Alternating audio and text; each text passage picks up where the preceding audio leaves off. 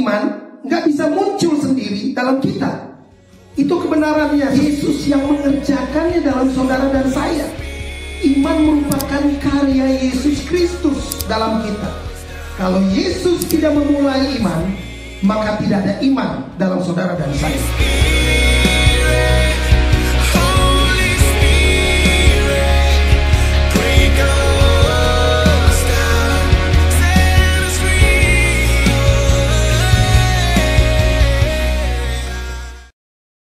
Puji nama Tuhan.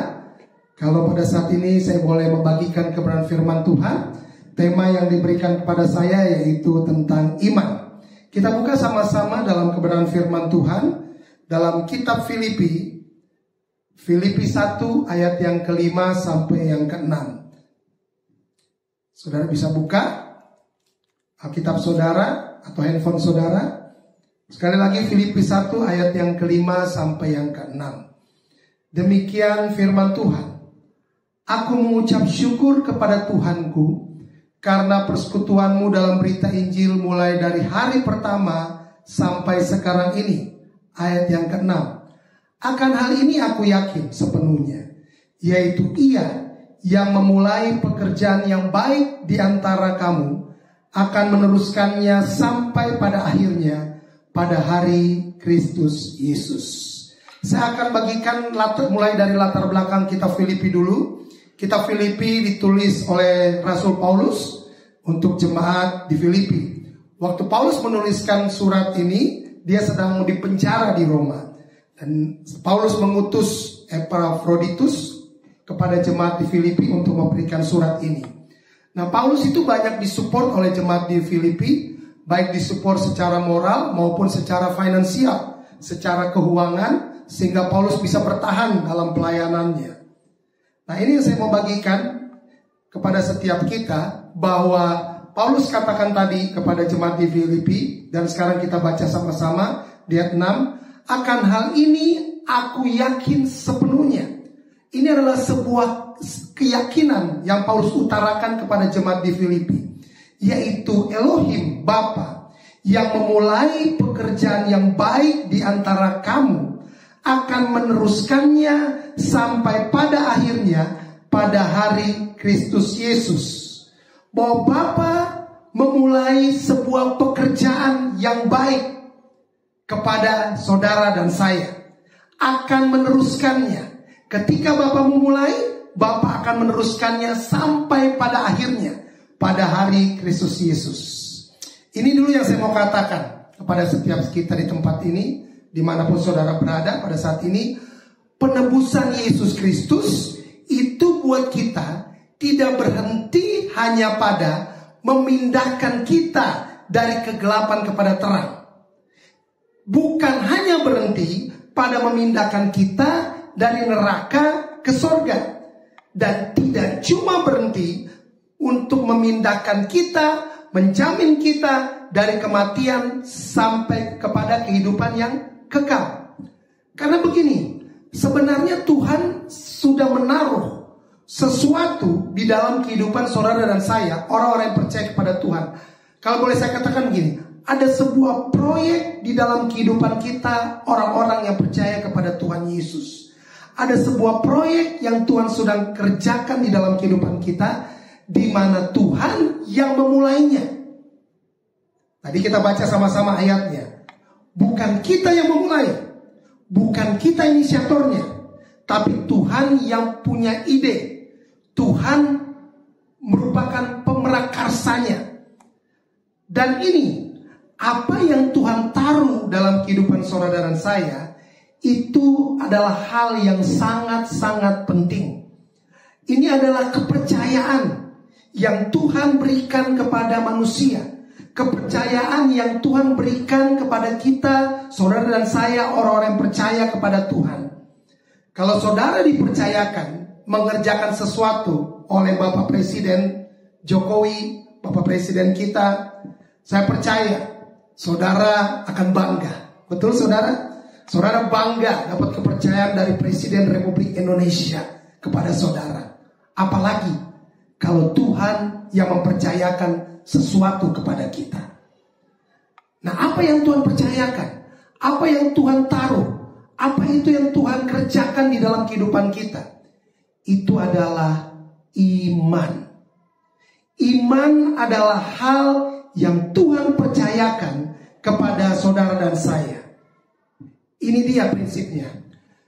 Di dalam kerajaan sorga, bahwa iman itu tidak datang karena saudara. Iman kita tidak datang karena kita lahir dari keluarga yang percaya kepada Yesus Kristus. Saudara tidak memulai iman saudara. Orang tua kita tidak memulai iman kita. Iman saudara tidak dimulai oleh orang lain. Bahkan iman kita tidak dimulai ketika kita memutuskan untuk berbuat sesuatu. Yang memulai iman kita adalah Yesus Kristus. Iman itu adalah Yesus Kristus. Karena itu iman tidak bisa dilepaskan dari pribadi Kristus. Yang namanya iman itu identik dengan Yesus Kristus. Kepercayaan boleh banyak, tapi iman cuma ada di dalam pribadi Yesus Kristus. Yang memulai dalam kita adalah Yesus Kristus. Yang memulai iman kita adalah Yesus Kristus. Tapi yang menyelesaikan iman kita juga adalah Yesus Kristus. Mari kita lihat ayatnya bersama-sama untuk melihat dasar daripada apa yang saya katakan tadi. Ibrani 12 ayat yang kedua. Ibrani 12 ayat yang kedua. Saya akan bacakan buat Bapak Ibu Saudara dari terjemahan LAI. Saya akan bacakan Ibrani 12 ayat yang kedua.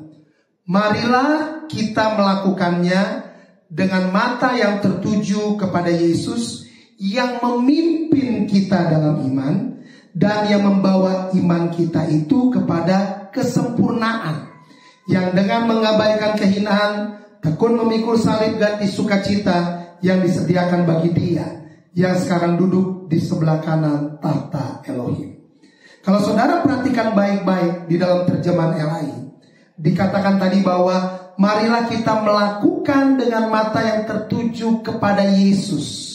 Kalimat selanjutnya, yang memimpin kita dalam iman. Jadi kalau saudara perhatikan baca baik-baik, terjemahan LAI seolah-olah mengatakan bahwa kita udah punya iman dulu nih. Kita sudah punya iman, baru Yesus memimpin kita, memimpin iman kita. Kalau kita lihat, ya kan, kepada kesempurnaan, ya kan. Tapi kalau saudara, Bapak Ibu Saudara, lihat dalam terjemahan yang lain, yaitu di terjemahan King James Version, terjemahan bahasa Inggris. Saya akan bacakan buat Bapak Ibu Saudara. Di dalam terjemahan bahasa Inggrisnya dikatakan begini, looking unto Jesus, marilah kita melihat kepada Yesus, the author and the finisher of our faith. Looking unto Jesus, the author. The author itu dalam terjemahan bahasa Indonesia artinya penulis. Kalau boleh saya terjemahkan lagi, penulis itu adalah orang yang punya ide, betul? Ya, jadi Yesus adalah penulis. Yesus adalah yang punya ide.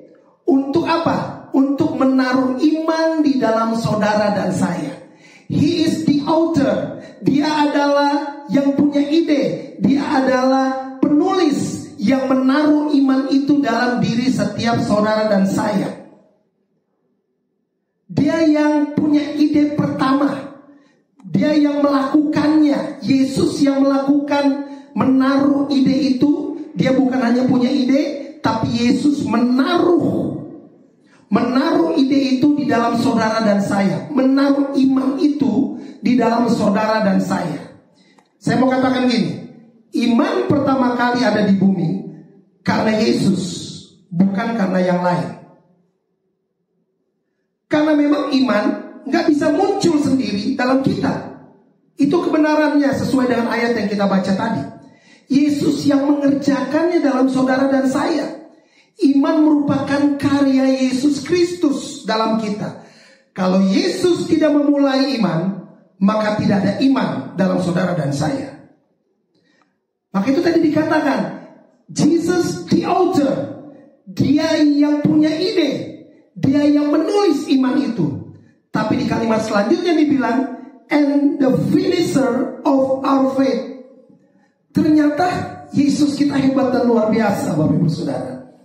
Yesus bukan hanya punya ide iman, tapi Yesus yang menaruh iman itu dalam saudara dan saya. Dan dikatakan bahwa Yesus adalah finisher.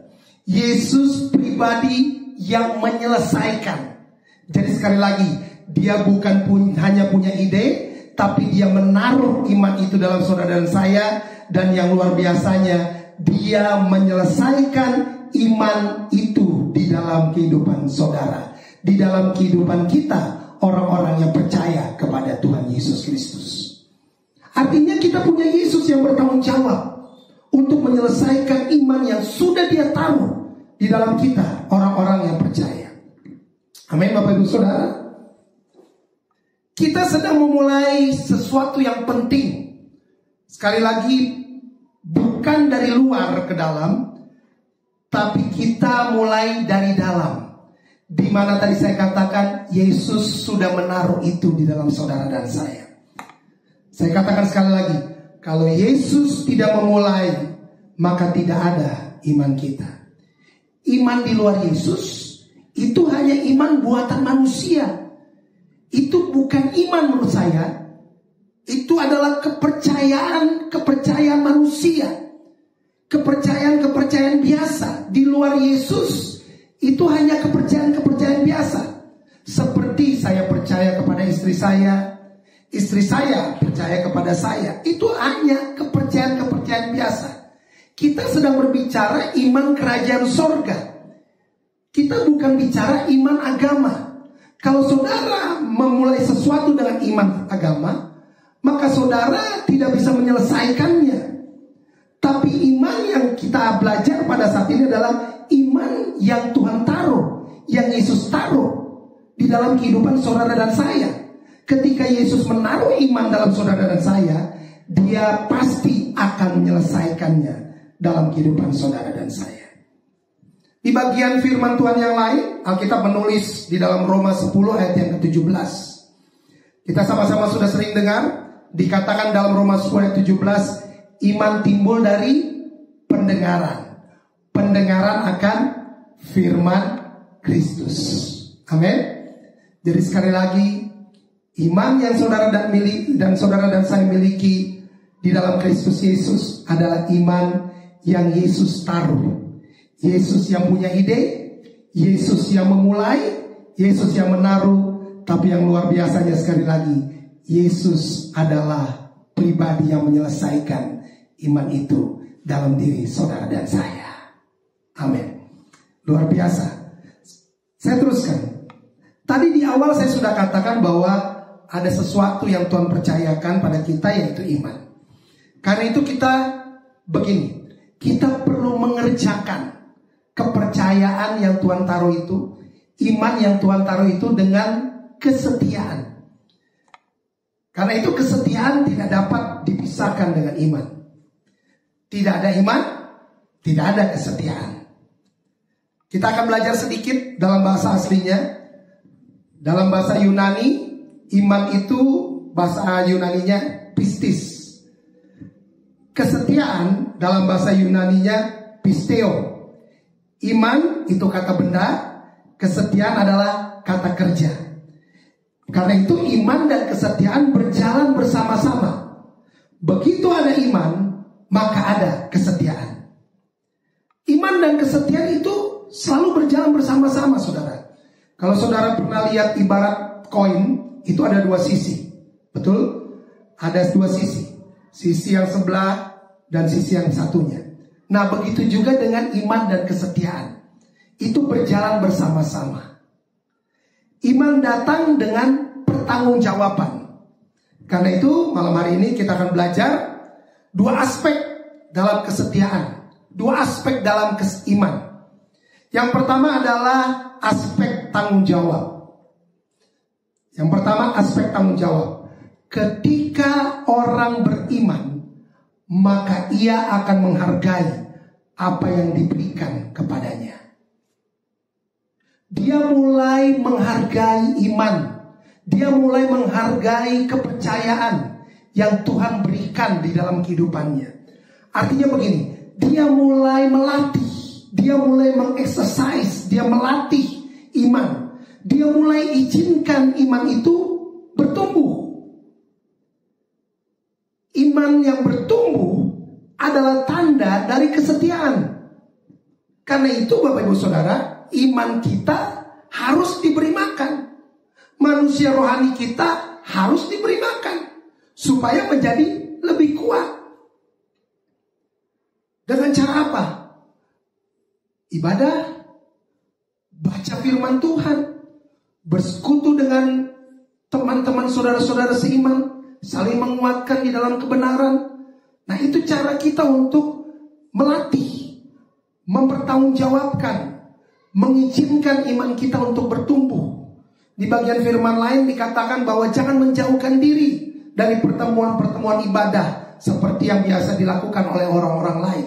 Karena penting sekali saudara untuk membuat iman kita bertumbuh. Kita bersekutu dengan saudara-saudara seiman kita. Tapi yang lebih penting lagi, yang sama pentingnya adalah kita membaca dan merenungkan setiap firman Tuhan yang kita dengar, yang kita baca setiap pagi sebelum kita memulai ibadah, memulai pekerjaan kita, ataupun mungkin firman Tuhan yang saudara dengar di ibadah-ibadah. Saudara harus mulai lagi lihat ketika saudara pergi ke ibadah. Misalnya hari ini saudara berkumpul dengan saudara seiman ibadah, saudara memperhatikan firman Tuhan, saudara baca lagi. Maka Roh Kudus akan lebih lagi memperlengkapi apa yang sudah saudara terima di dalam ibadah. Maka Roh Kudus akan menambahkannya lagi kepada saudara. Itu adalah cara kita untuk melatih iman kita, untuk membuat iman kita bertumbuh. Ketika iman saudara dan saya kuat, maka kita akan menang dalam segala hal. Wow, luar biasa. Karena gini, Alkitab menulis bahwa yang nanti akan menang dalam dunia ini bukan kepandaian kita, saudara, bukan pengetahuan kita. Ya, saya percaya kita butuh pengetahuan, kita perlu pengetahuan. Tapi yang membawa kemenangan kita di dalam dunia ini adalah iman kita.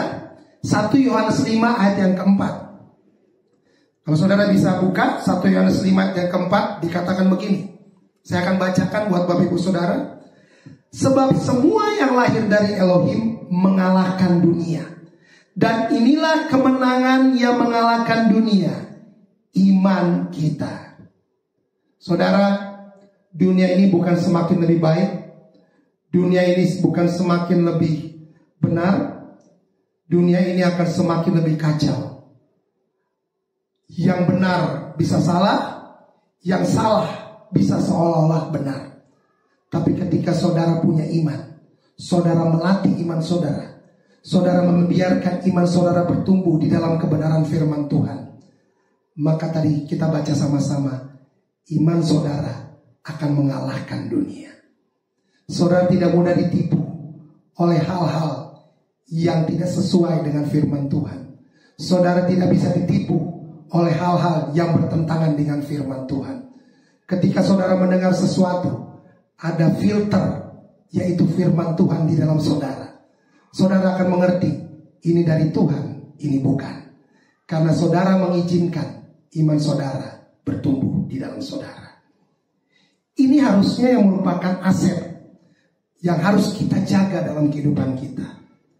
Sebab kesetiaan yang pertama punya aspek, yang pertama adalah aspek tanggung jawab. Kalau kita beriman kepada Tuhan Yesus Kristus, berarti kita bertanggung jawab pada iman tersebut. Sebab iman adalah akses sesuatu yang sangat penting. Itu yang pertama. Yang kedua, yang terakhir, aspek apa di dalam kesetiaan dan iman kita? Yang kedua adalah aspek pertumbuhan, aspek pengembangan, aspek multiplikasi. Kalau saudara pernah baca, saya percaya saudara pernah dengar tentang perumpamaan tentang talenta di dalam Matius 25 ayat 14 sampai 30. Saya nggak usah buka karena waktu juga.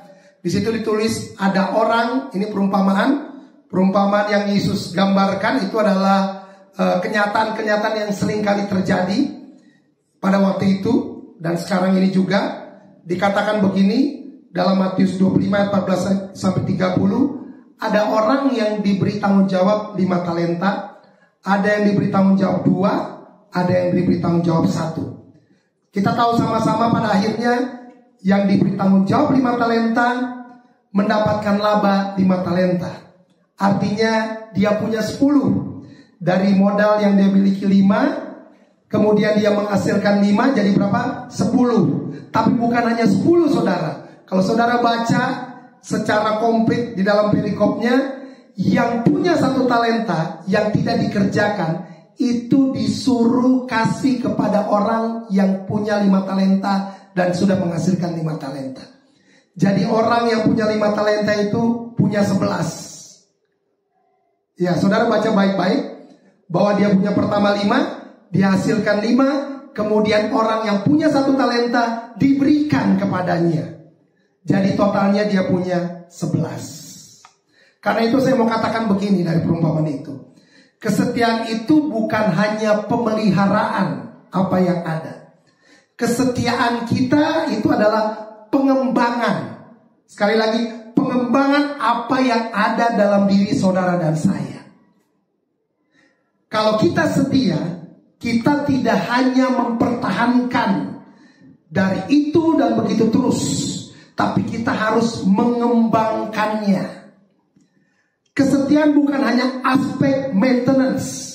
Kesetiaan bukan hanya aspek pemeliharaan saja, tapi juga aspek pengembangan, perluasan, multiplikasi. Kembali lagi ke dalam cerita tentang perumpamaan tadi di dalam Matius 25 ayat 24 sampai 25. Tadi saya katakan, saya singgung bahwa ada orang yang terima 1 talenta, dia tidak menghasilkan laba dari 1 talenta itu.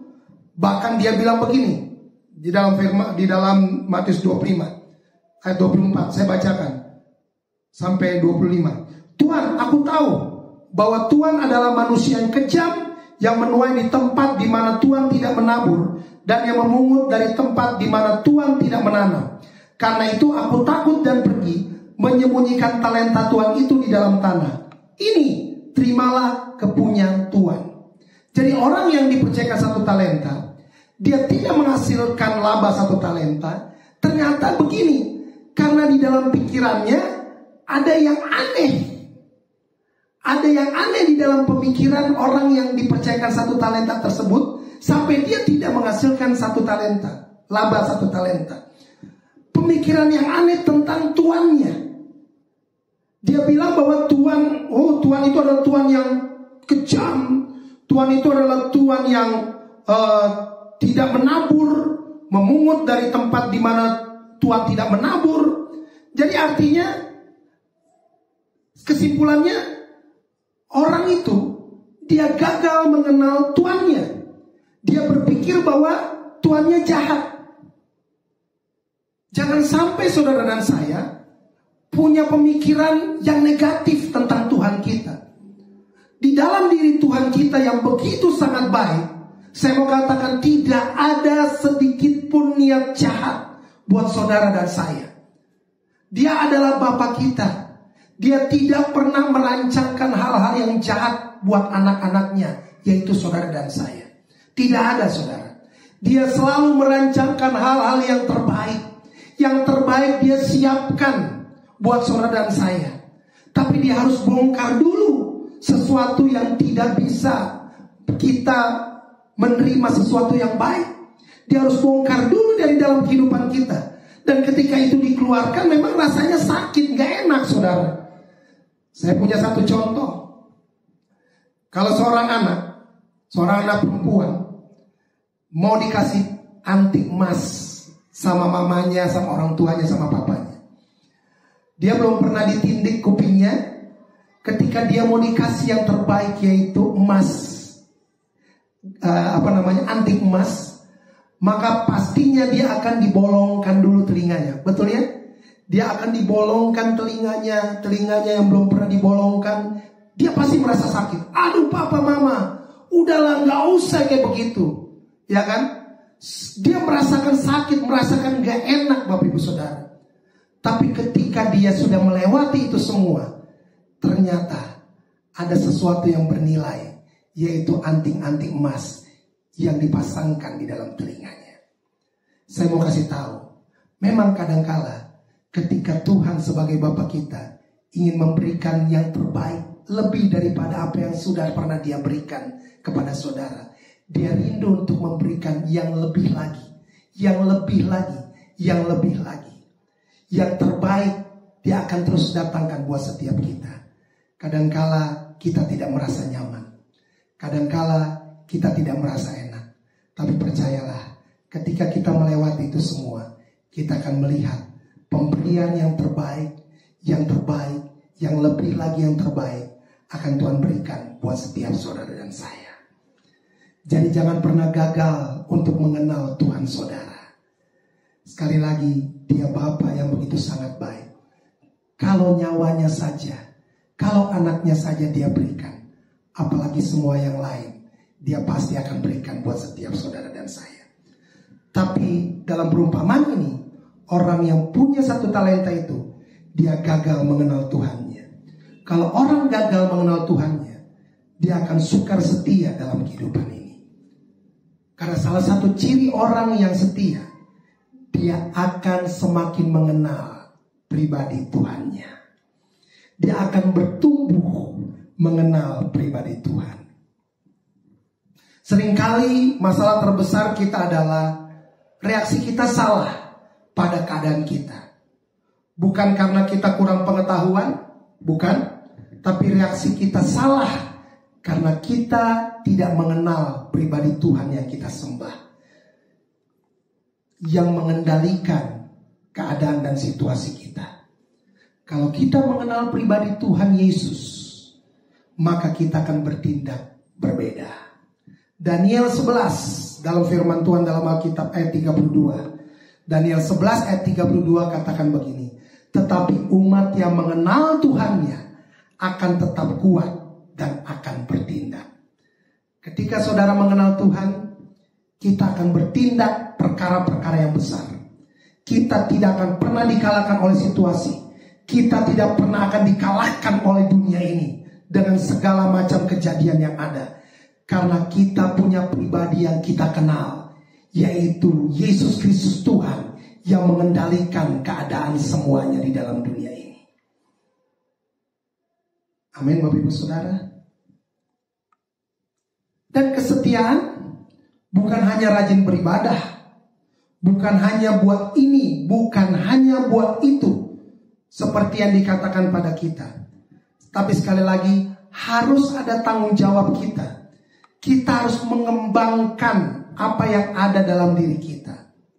Saya yakin bahwa kesetiaan sama dengan pertumbuhan. Amin.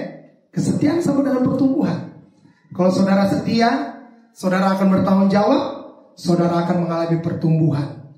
Di dalam kerohanian, di dalam pengenalan saudara akan Tuhan, maka semuanya akan mengikuti. Pertumbuhan-pertumbuhan yang lain, pertumbuhan ekonomi, pertumbuhan kehidupan saudara akan mengikuti. Karena saudara setia dan saudara mengenal pribadi Tuhan. Kesetiaan akan teruji oleh waktu. Karena itu kita perlu setia dalam segala hal. Karena kita punya Tuhan. Kita punya Bapa yang setia. Amin. Maka kualitas dalam kesetiaan kita, saya mau katakan, harus meningkat. Harus kita tingkatkan. Amin. Termasuk ini Bapak Ibu Saudara. Ini hal yang terakhir saya mau bagikan buat setiap kita. Kita harus setia untuk meminta apa yang Tuhan sudah siapkan buat saudara. Amin. Kadangkala sebagai manusia kita stop untuk berdoa. Kita stop untuk meminta kepada Tuhan. Padahal ketika kita berhenti meminta, kita berhenti setia untuk meminta kepada Tuhan, sebenarnya Tuhan sudah siapkan buat kita. Tidak waktu yang lama, tidak butuh waktu yang lama. Tapi ketika kita stop, kita tidak setia. Jangan sampai hal itu terjadi buat dalam diri setiap kita. Amin. Minta apa yang saudara yakin saudara pasti dapatkan dari Tuhan. Apa yang Tuhan sudah janjikan kepada saudara, minta. Setia untuk meminta kepada Tuhan. Jangan berharap kepada sumber yang lain. Ketika kita setia meminta kepada Bapa, artinya kita sedang mempermuliakan namanya. Ketika kita minta sama Bapa, berarti kita kenal bahwa Bapa yang kita minta, bahwa Bapa yang kita sembah, Bapa adalah Bapa kita yang sesungguhnya. Bapa di dalam Tuhan Yesus Kristus sudah menyediakan semuanya buat kita. Sudah menyiapkan semua yang kita perlukan, semua yang kita butuhkan. Amin. Jadi saya mau katakan pada saat ini, jangan pernah berhenti minta sama Tuhan. Amin. Tuhan lagi cari. Kita bilang begini, mata Tuhan tertuju kepada orang-orang yang bersungguh-sungguh hati kepadanya. Tuhan lagi cari orang yang setia, termasuk setia meminta kepada Dia. Karena ini yang kita tahu, bahwa Bapa kita sudah menyiapkan apa yang kita perlukan. Karena semua yang kita perlukan, Tuhan sudah siapkan. Waktu kita minta sama Bapa, maka Dia akan melepaskan apa yang sudah Dia siapkan buat saudara dan saya. Semuanya sudah disediakan. Tapi kita harus memintanya. Kita harus meminta dengan tingkat kerohanian yang semakin bertumbuh di dalam Tuhan. Amin. Sebab Tuhan tidak langsung kasih semua. Karena Tuhan murah hati. Tapi Tuhan bukan murahan. Amin. Dia gak langsung kasih semua apa yang Dia sudah siapkan buat kita. Tuhan tunggu sampai kita semua siap untuk menerimanya. Tapi ini yang harus saudara dan saya lakukan. Jangan pernah berhenti meminta. Sebab waktu kita berhenti meminta, kita tidak kenal Tuhan. Waktu kita setia meminta, kita sedang mengenal Tuhan kita. Dan terus bertumbuh di dalam pengenalan akan Dia yang telah menyediakan bagi kita. Waktu saudara dan saya menerima penebusan Yesus Kristus, maka saya mau katakan, terimalah paket yang komplit. Bukan hanya saudara terima masuk surga, bukan hanya itu saudara, bukan hanya saudara terima kesembuhan, tapi keseluruhan. Paketnya adalah begini, kita, saudara dan saya adalah pewaris semuanya bersama dengan Yesus Kristus. Amin. Lukas 11 katakan begini ayat 19. Saya bacakan buat saudara supaya cepat. Oleh karena itu aku berkata kepadamu, mintalah, maka akan diberikan kepadamu. Itu Yesus yang bilang, minta, maka akan diberikan kepadamu. Carilah, maka kamu akan mendapat. Ketuklah, maka pintu akan dibukakan bagimu. Karena setiap orang yang meminta, menerima. Dan setiap orang yang mencari, mendapat. Dan setiap orang yang mengetuk, baginya pintu dibukakan. Di bagian firman lain, Bapa manakah di antara kamu jika anaknya minta ikan daripadanya, akan memberikan ular kepada anaknya itu ganti ikan? Itu yang dikatakan firman Tuhan. Enggak. Atau waktu anaknya minta telur, dia kasih kalajengking? Enggak. Terus dikatakan begini di Alkitab, jadi jika kamu yang jahat, kita nih bapak-bapak, orang tua yang jahat, tahu memberikan pemberian yang baik kepada anak-anakmu, apalagi Bapamu yang di sorga. Amin Bapak Ibu Saudara. Dia akan memberikan kepada kita apa yang kita butuhkan. Pemberian daripada Bapa adalah pemberian yang terbaik, selalu yang terbaik. Ini berita baiknya. Masih ada pemberian terbaik yang Tuhan siapkan, yang Bapa disiapkan buat saudara dan saya. Jangan pernah berhenti meminta, jangan pernah berhenti untuk berdoa. Karena kita adalah ahli waris. Kita punya akses mendapatkan warisan melalui Yesus Kristus. Amin Bapak Ibu Saudara. Minta sama Tuhan. Saya simpulkan pemberitaan firman Tuhan saya pada saat ini, bahwa Tuhan sudah menaruh kepercayaan dalam diri kita. Artinya ada sebuah tanggung jawab yang Tuhan kerjakan dalam kita. Dan kepercayaan itu adalah iman. Iman tidak datang karena saudara. Iman bukan karena orang tua saudara. Iman bukan inisiatif orang lain. Bahkan iman bukan dimulai karena saudara yang memutuskan. Tapi iman datang karena Yesus Kristus. Yesus yang punya ide. Yesus yang menaruh iman. Bahkan Yesus yang menyelesaikan iman dalam kita. Karena itu iman harus dikerjakan dengan bersama-sama dengan kesetiaan.